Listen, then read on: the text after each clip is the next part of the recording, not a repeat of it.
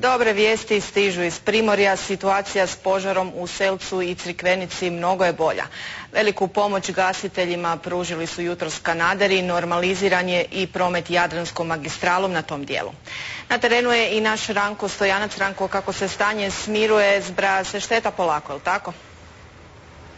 Naravno, zbraja se šteta, no prije svega moramo reći, a to je da doista više nema opasnosti, požar je u cijelosti stavljen pod kontrolu. Najveći posao odradili su kanaderi koji su jutros negdje u sat i pol vremena ugasili većinu požara. Tinja tu negdje još neka živa vatra, međutim vatrogasci kažu da ne bi trebalo biti opasnosti. Što se tiče materijalne štete, on je najbolje da o tome čujemo od samog gradonačelnika Crikvenice, Damira Rukavina. Gospodine Rukavina, ovakav požar doista Crikvenica ne pamti.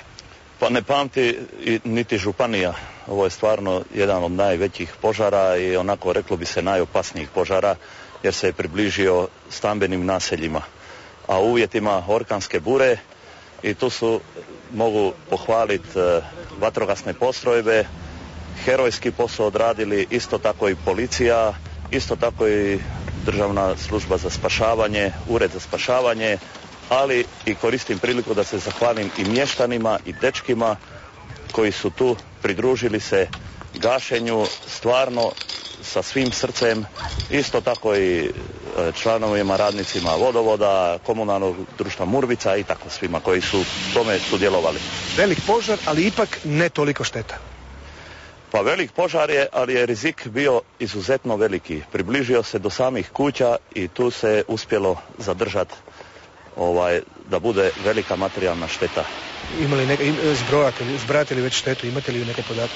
Pa imamo sad sastanke stožera i imali smo ga ujutro i to još ne zbrajamo to, nego sad smo uglavnom radimo na tome da se to sve lokalizira i da se propusti promet preko magistrale. Bilo je panike među turistima?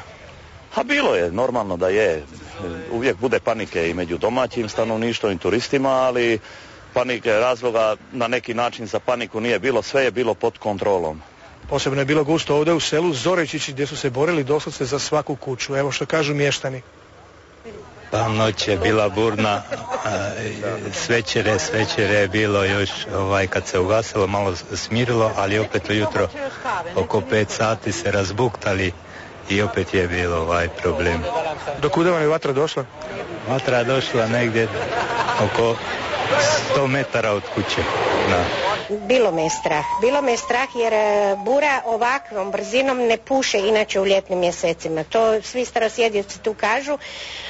Takva brzina vjetra je predvidljiva u zimskim uvjetima i zato me je bilo strah jer je bura često mijenjala smjer. Sad tamo, recimo u jednom trenutku je plamen bio skroz blizu da bi se 10 minuta kasnije recimo preselio 100 metara niže, tako da bilo nas je strah.